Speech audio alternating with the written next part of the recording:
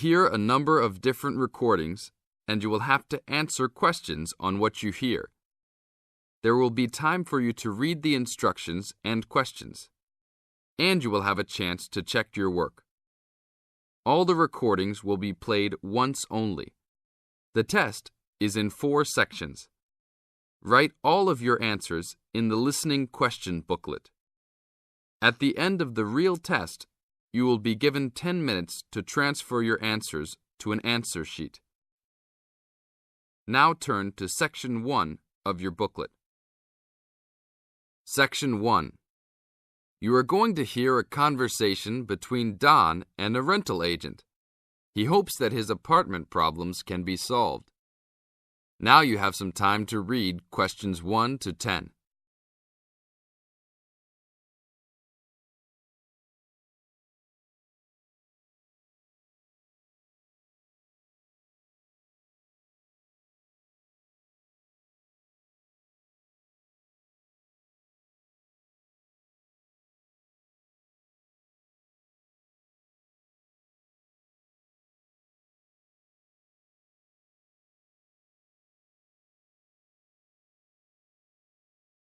Now listen carefully and answer questions 1 to 10. Good morning. I am a rental agency. How can I help? Oh, hello. I'm ringing about some problems I'm having with my apartment. Yes, of course. If I can just get a few details first. What's your name? Don Chester. How do you spell that? Chester. Okay. And the address? Apartment 4, 18 Ruby Lane. Ruby Lane. And that's in... In Newbridge. Oh, yes. I know the one. Could I ask how long is the lease? It's for a year. And you moved in on... Last week. On 24th May. Good, thanks. Now, what are the problems you found? Well, nothing too serious, you know, but a few things that have been building up over a few days. Yes, of course. Well, the first thing is the fridge. The seal on the door is decayed, and we have a small child and need to keep milk cool, so we need to get that done straight away.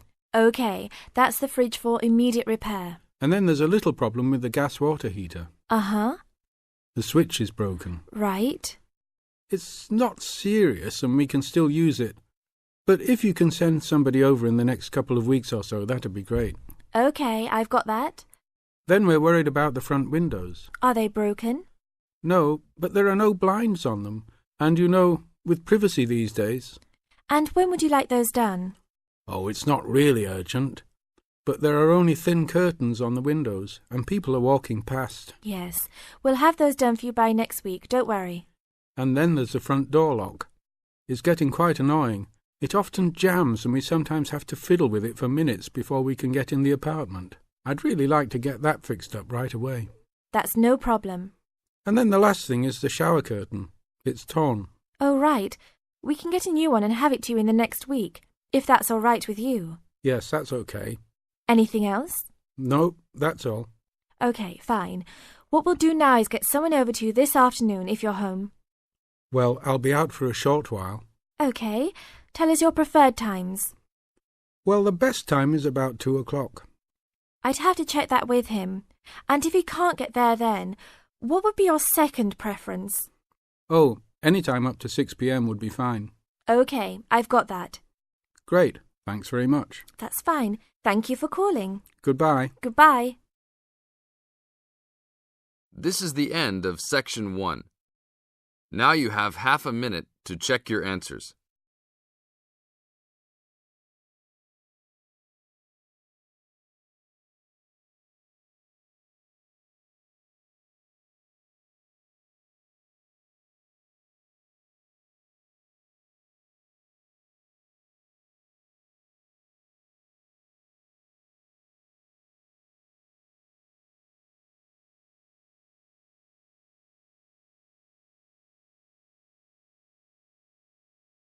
Now turn to Section 2.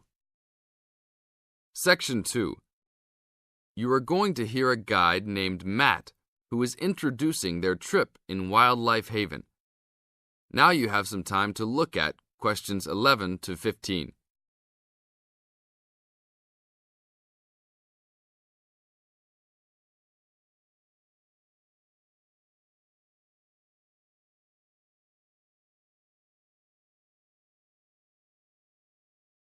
Now listen to the first part of the introduction carefully and answer questions 11 to 15.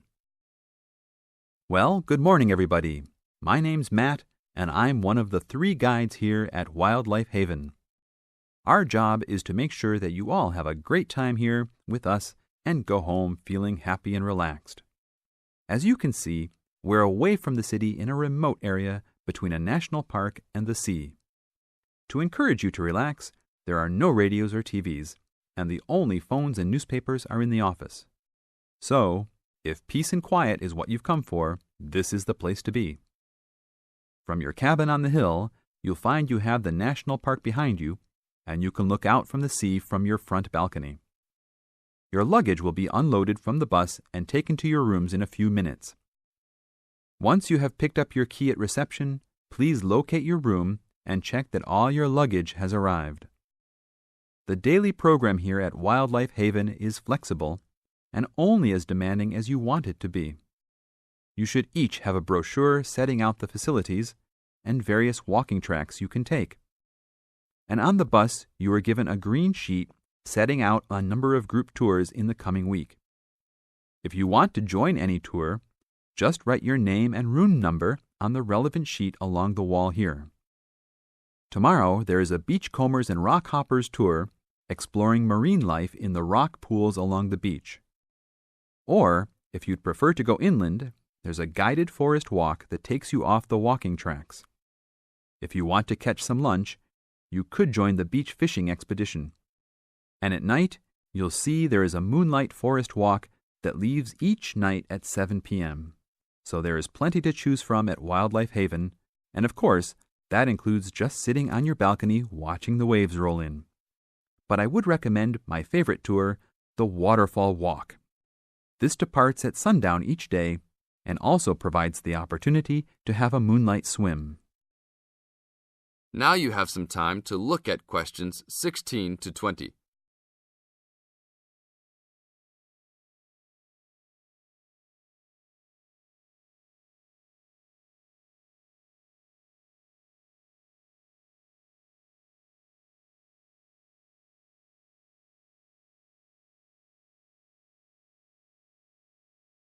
In the second part of the introduction, you are going to get some advice from Matt.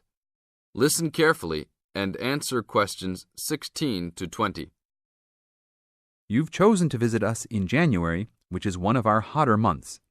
And although you may be tempted to wear a minimum of clothing, you should always take precautions against injury, particularly in the national park. This includes sensible footwear. You'd be surprised how many of our guests ignore this advice and end up being sorry. And socks are a good idea too. And even though you might be under trees a lot of the time, it's a good idea to wear a hat in this hot climate. There's no need to be too concerned about walking in the national park, provided you use common sense. It's true that there are poisonous spiders in the park, but they are really more frightened of you than you are likely to be of them. I should also warn you against eating any wild berries. Some are edible, but you should avoid them all. We'll provide all the food you can eat. Well, that's about all for now. Dinner is from 6 to 8 p.m. in this building.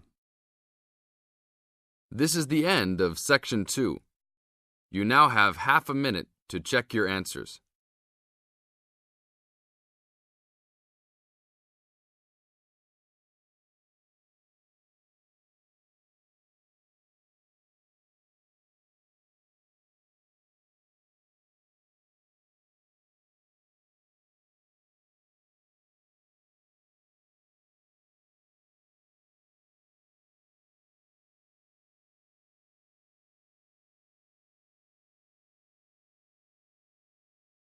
Now turn to Section 3.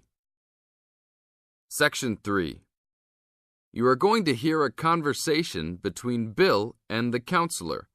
You now have some time to look at questions 21 to 25.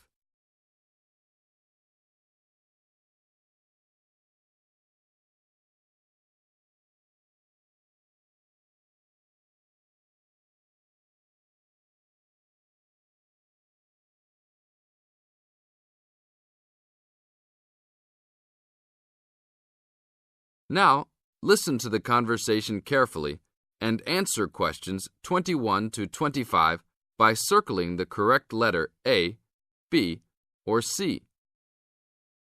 Hello, Bill. What can I help you with? Well, I was talking with a friend of mine who's doing a medical course, and he said that before I start taking sleeping pills, I should see you. I see.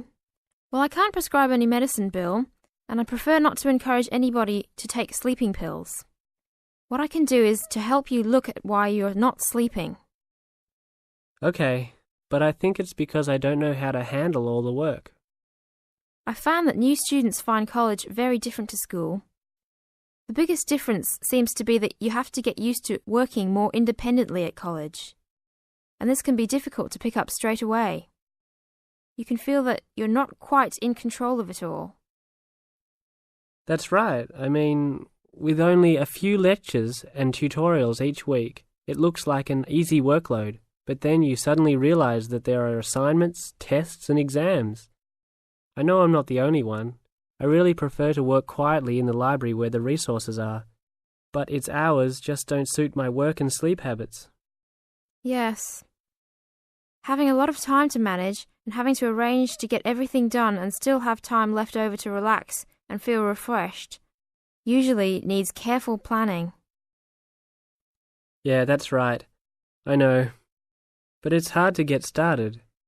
My medical mate said you can help with getting organized, and I sure need it. Okay then. I need to get a few details about your timetable and any other commitments. You can put them all down on this form if you like. Now you have some time to look at questions 26 to 30.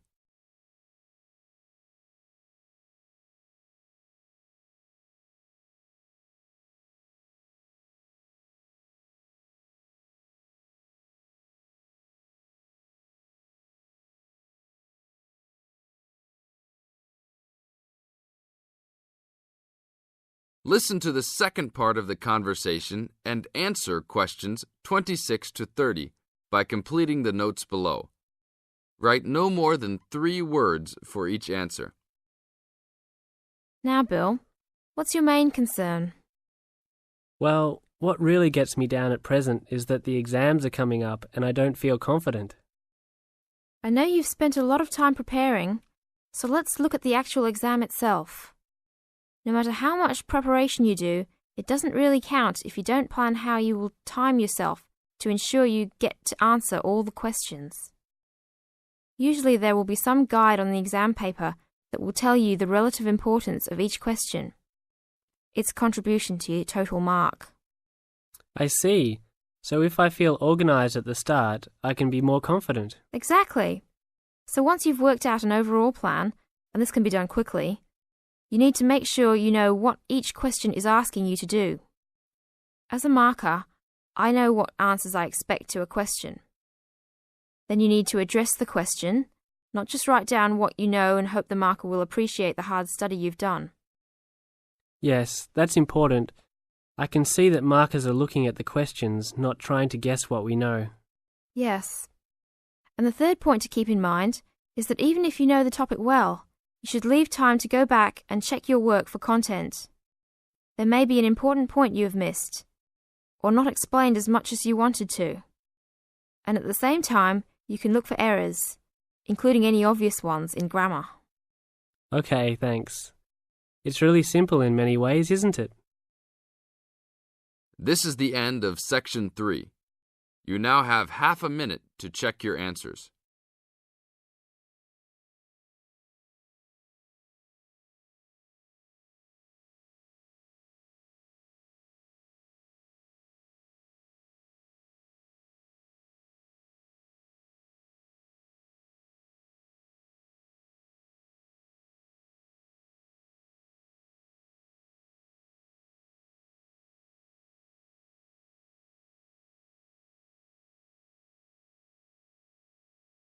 Now turn to Section 4. Section 4. You are going to hear a talk given by Jim Allen. He is going to share some of his findings of his research. Now you have some time to look at questions 31 to 40.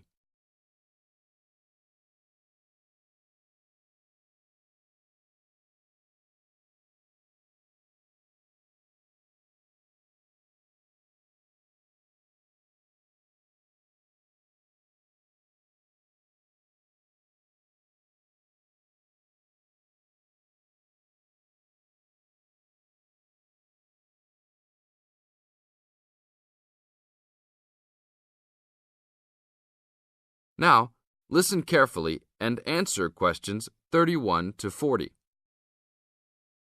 Good morning. Today we'll be hearing from Jim Allen, who will be sharing some of the findings of his research project from last term. Jim. Thanks. Well, to start with, a little bit of background about the project. As you can see, our title is something that is relevant to everybody in this part of the world: water safety. These days, there's a lot more to water safety because of the increasing number and range of boats and other things people use on public waterways. I'd become interested through reports on radio about the number of incidents involving small powerboats and individual watercraft such as jet skis. It seemed to me that because these craft were essentially recreational and didn't require licenses to use, there was very little opportunity to influence the users towards being safety conscious. So, I decided to make this the focus of the project. For the research, we mainly relied upon talking to people, asking them questions in preference to using a written questionnaire. We interviewed a wide range of people at a number of popular swimming locations over 2 consecutive weekends, and asked them what they'd observed or experienced themselves. The respondents were both male and female, but the men were just slightly in the majority. We were pleased with their willingness to talk about the subject, and all told, interviewed 145 people over the 2 weekends. So, what were the findings? As you can see, 86% of people reported having had some type of problem. A surprisingly large percentage, 27%, commented that they had found it necessary to shout at an offending powerboat, but the main type of problem was the deafening sound that some of the boats made. On occasions, this led to swimmers deciding to move to another location. So what strategies did people adopt to ensure their own comfort and safety? Let's have a look at the figures. First, it was noticeable that there were often distinctly different answers between men and women. It was mainly the women, for example, who said they should try to choose places where boats couldn't go, whereas it was usually the men who said you shouldn't have to move if you were there first, so you should shout at them if necessary. Both men and, it was women who said you should call the authorities if the situation gets too dangerous or the powerboat drivers are acting irresponsibly. Then, I had thought it would be mainly women, but both sexes made the point that above all, it's important to get children away from any possible danger. Men were very aware that jet skis could be unpredictable in inexperienced hands. They also made the point that it's much safer to have your car nearby and clearly visible to any watercraft if you're swimming in a relatively remote spot.